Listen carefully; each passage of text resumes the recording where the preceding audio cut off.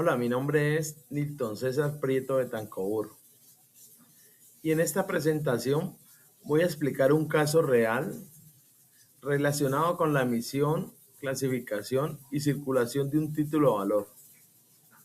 También analizaré la obligación directa, la obligación de regreso, el aval y la solidaridad cambiaria en letras de cambios y pagarés. El caso seleccionado fue tomado de la relatoría de la Corte Constitucional de Colombia. Se trata de la sentencia T-855 de 2003. En este caso se estudió una controversia originada en una letra de cambio que se pretendía cobrar dentro de un proceso ejecutivo. La letra de cambio, objeto del proceso, tenía un valor de 50 millones de pesos y vencía el 31 de marzo de 1997. Los demandantes pretendían cobrar el título contra varias personas que fueron consideradas avalistas del señor Sisto Beltrán. Sin embargo, el problema principal fue que el señor Sisto Beltrán no aparecía firmando la letra de cambio como aceptante. Para comprender el caso, primero debemos clasificar el título o valor. La letra de cambio es un título o valor de contenido crediticio porque incorpora el derecho a exigir el pago de una suma de dinero. También es un título que contiene una orden de pago porque el girador le ordena al girado pagar una suma determinada al beneficiario o tenedor. En la letra de cambio intervienen varios sujetos. El girador, que es quien crea el título y da la orden de pago. El girado es la persona a quien se dirige la orden. El beneficiario o tomador es quien tiene derecho a recibir el pago. Si la letra circula, también pueden intervenir endosantes, endosatarios y tenedores legítimos. Además pueden existir avalistas quienes garantizan el pago del título o valor. La clave está en que el girado no se convierte automáticamente en obligado directo por aparecer mencionado en la letra. Para que sea obligado directo, debe aceptar la letra. La aceptación normalmente se realiza mediante la firma del girado y según el Código de Comercio, convierte al aceptante en principal obligado. Por eso, en una letra de cambio aceptada, la acción cambiaria directa se ejerce contra el aceptante y contra sus avalistas. En cambio, la acción de regreso se ejerce contra obligados como el girador, los endosantes y sus respectivos avalistas. En el caso de la sentencia T-855 de 2003, el supuesto avalado, es decir, don Sisto Beltrán, no firmó como aceptante. Entonces, la Corte Constitucional concluyó que no podía imponerse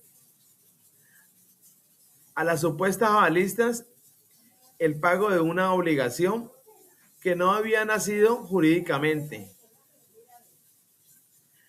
La Corte explicó que una cosa es que la obligación del avalado exista, pero sea válida, y otra muy diferente es que la obligación no exista. Esto es muy importante para entender el aval. El aval es una garantía cambiaria mediante la cual una persona garantiza total o parcialmente el pago de un título. El avalista asume una obligación autónoma frente al tenedor legítimo, lo que fortalece la seguridad jurídica y la confianza en las operaciones mercantiles.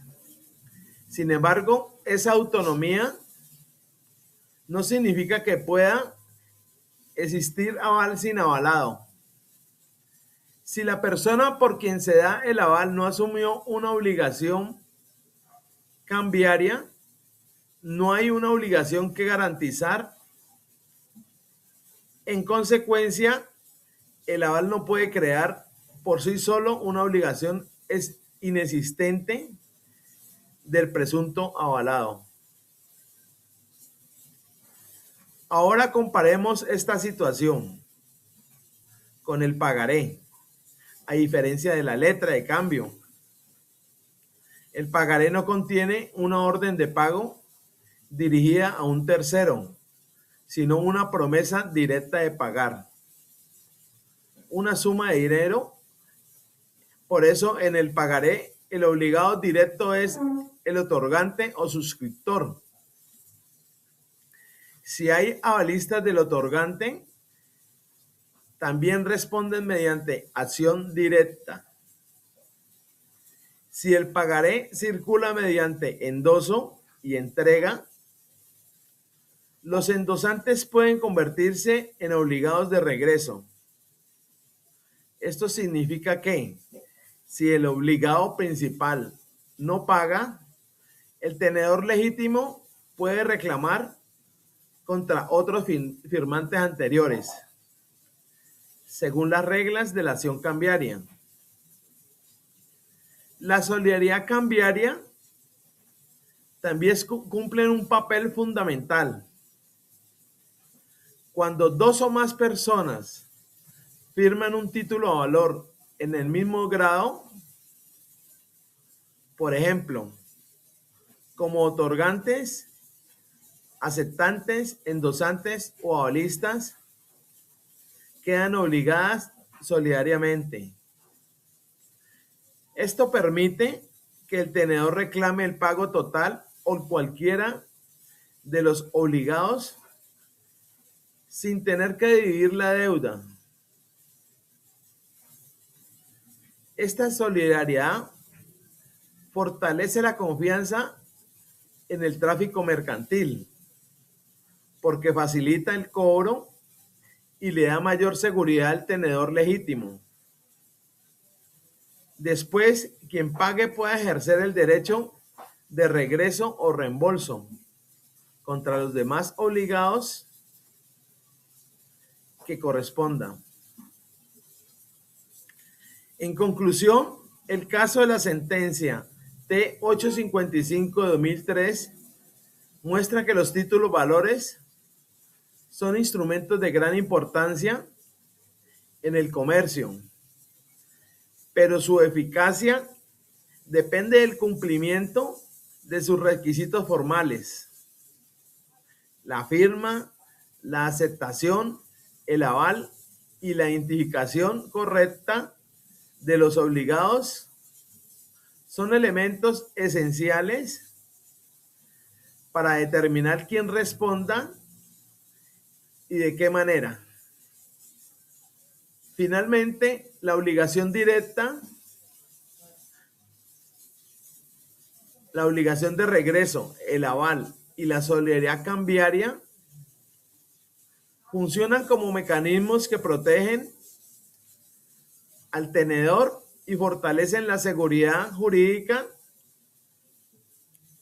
Sin embargo, estos mecanismos no pueden desconocer la inexistencia de una obligación, ni crear responsabilidades donde jurídicamente no nacieron. Este caso nos enseña que la confianza en los títulos valores no depende únicamente del documento físico, sino también de la correcta formación de la obligación cambiaria y de la identificación precisa de los sujetos responsables. Muchas gracias.